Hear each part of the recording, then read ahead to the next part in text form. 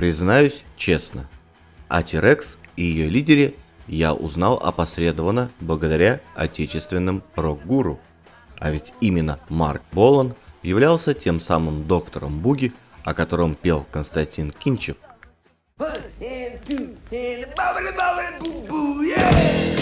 Это вступление к песне – прямая цитата из композиции T-Rex.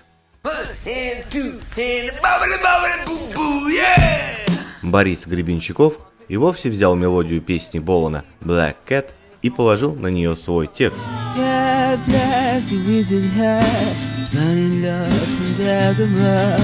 Сергей Ильич, работник сна, одетый в шелк, шелестящий волк. Искали в 9 пыльный, сёк скинь спальню пязися. Алмазный маз с колесом из льна въехал в дверь, и пришла весна. Про Майка Науменко и говорить нечего. Он не просто упоминал группу в своих песнях, но и создал свой знаменитый хит «Я люблю буги-вуги» на основе болановской «I love to boogie».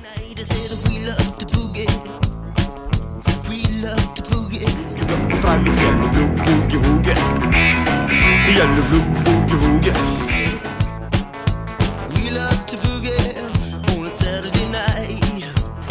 Я люблю буги-вуги, я танцую буги-вуги каждый день. При этом горячая любовь к T-Rex рок-меломанов нашим массам не передалась. Ни одна песня из творчества группы так и не стала популярным советским хитом. А вот в Великобритании этот коллектив был в свое время культовым, настолько, что истерия вокруг него вызывала прямые ассоциации с битломанией.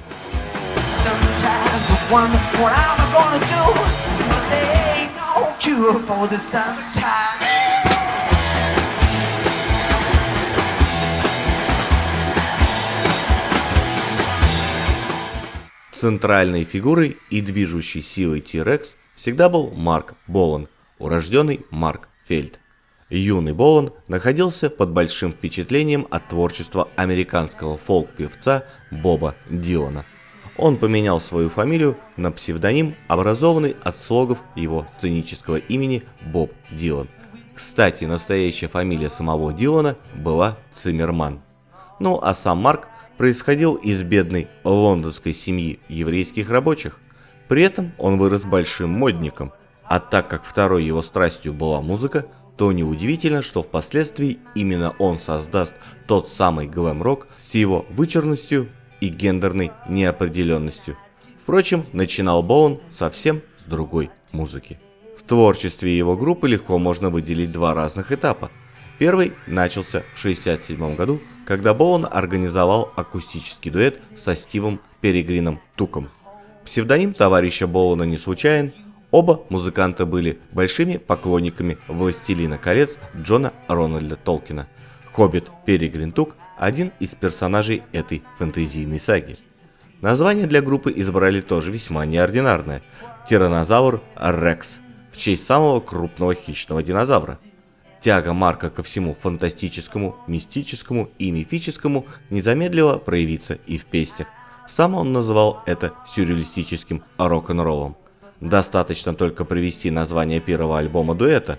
«Мой народ» был честным, и в его волосах играло небо, но теперь он довольствуется звездами, украшающими его брови. Тексты песен об эльфах, сатирах, магах и единорогах были порой столь замороченными, что сам автор не мог пояснить их смысл. Необычной была и музыка, напоминающая психоделический фолк, и голос певца, похожий на блеяние овечки, вызывающий поначалу насмешки прессы. Подождите настраивать скорость на ваших проигрывателях. Это просто поют Марк Болан и Стив Перегрин Тук.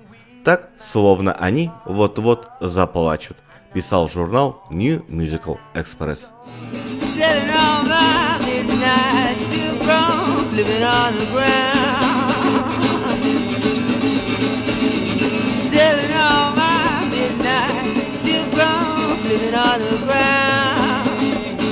Зато подобная оригинальность пришла по душе хиппи-тусовки, среди которой Тираннозавр Рекс быстро стал популярным.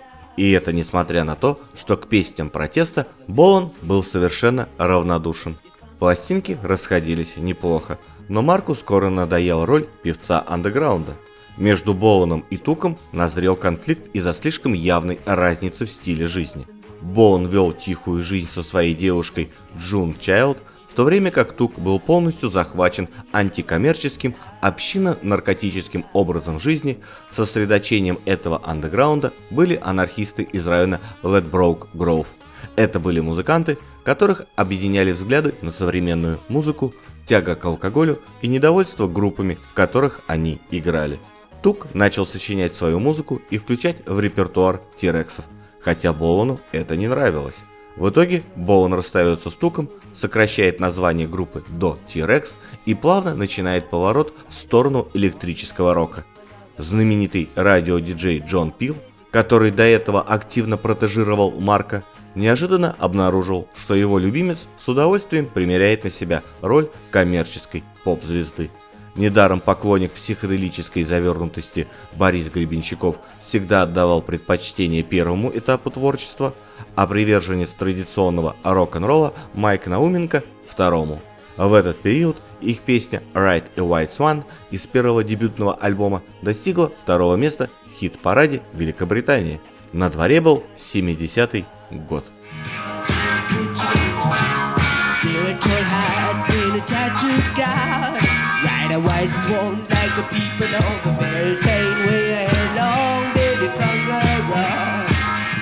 Место тренькающей виньеточной акустики в песнях T-Rex заняли прямолобые электрогитары, правда с очень своеобразным, трескучим и мягким звуком. В текстах песен хватало былой причудливости, но теперь Болан не стеснялся пользоваться всем набором рок-н-ролльных клише, превращая их в кич.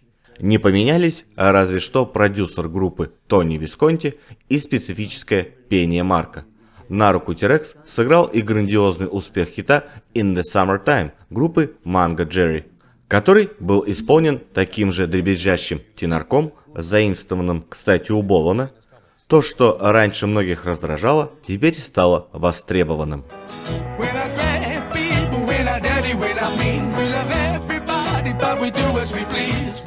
Результат не заставил себя ждать. В 1971 году T-Rex наконец-то заимели свой первый британский хит номер 1 «Hot Love», который продержался на вершине хит-парада 6 недель. Публику очаровала не только милая поп-песня, но и облик Болана. Перед исполнением «Hot Love» на ТВ-шоу Top of the Pops Чилита Секунда, жена менеджера группы The Move, а также в течение небольшого времени и T-Rex, предложила Болану сделать макияж и нанести на веки блестки. Так случилось, что именно в таком виде Болан попал на экраны телевизоров. Считают, что именно в этот момент, еще до Дэвида Боуи, Гарри Глиттера и Элиса Купера, на свет родился глэм-рок с его мишурой, жеманностью и прочими женственными прибамбасами. Впрочем, подобный андрогинный образ не обязательно намекал на сексуальную ориентацию. В частности, Болан геем не был.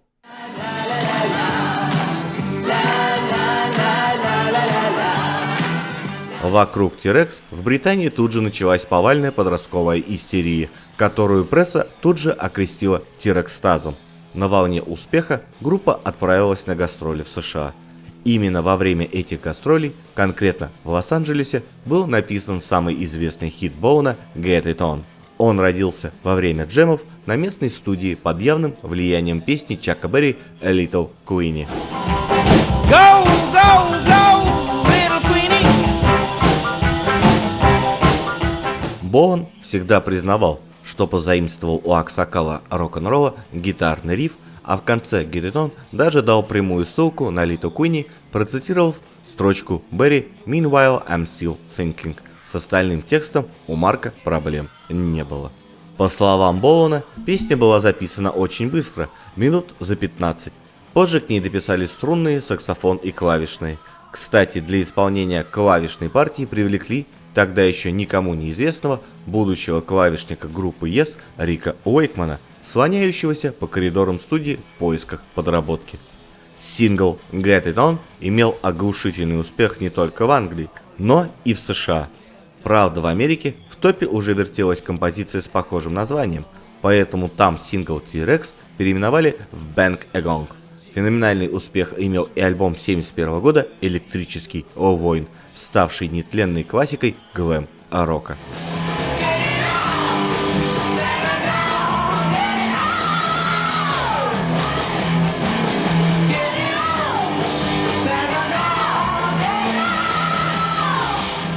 В это время Болан был доволен собой и нежился в лучах славы еще 2 года. Его альбомы The Slider и Tanks еще имели успех, хотя и походили на «Электрического воина» как близнецы-братья. Из известных песен того периода можно назвать «Metal Guru», «Gypster», «Telegram Sam» и «Children of the Revolution». Все занимали в Британии первое либо второе место. В 1972 году сам Ринго Старр снимает про Марка целый фильм «Рожденный для буги».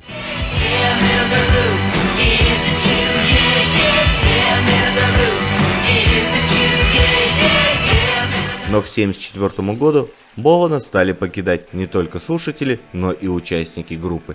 Первым уходит барабанщик Билл Ледженд. Он разрывает свои отношения с Боланом из-за его все более эгоистического поведения, которое подпитывается успехом, деньгами, кокаином и бренди. Затем T-Rex покинул Тони Висконти, который стоял у самых истоков группы. Болан расстается с женой Джун и заводит роман со своей чернокожей бэк-вокалисткой Глорией Джонс, которая впоследствии станет матерью его единственного сына Рована. По слухам, всегда страдавший комплексом Наполеона, Болан становится чрезвычайно замкнутым и от недоброжелательства прессы на целых 3 года скрывается в Монте-Карло и в США, однако продолжая выпускать синглы и альбомы. Не придерживаясь более вегетарианства, он переходит на тяжелую пищу, которая в сочетании с алкоголем приводит к тому, что Болан активно набирает вес, что еще более высмеивается музыкальной прессой.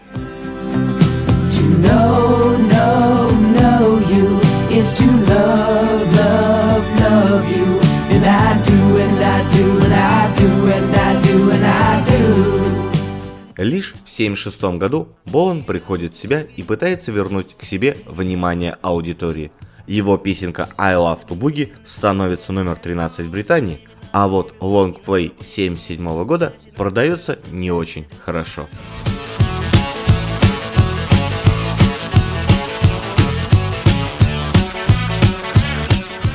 Тогда Болан начинает вести свое ТВ-шоу, где активно пропагандирует панк-рок. На удивление, панки относятся к этому динозавру с уважением. T-Rex даже гастролирует вместе с Damned.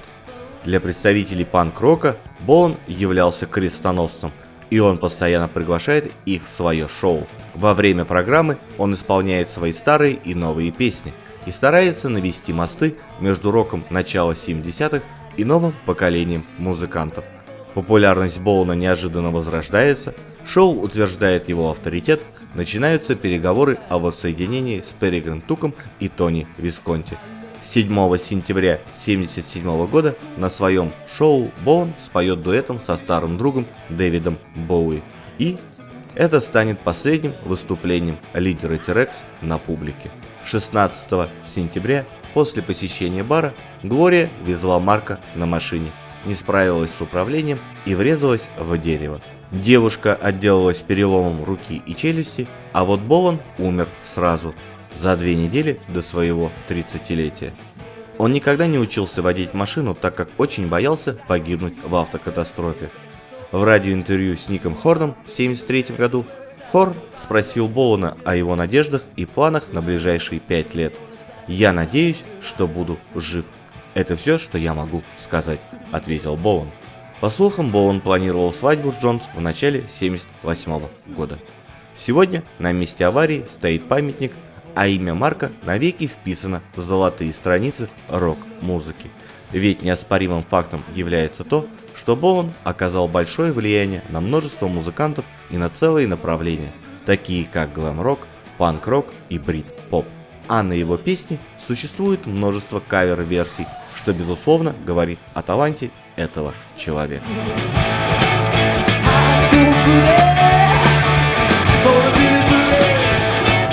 I live to boogie on Saturday night.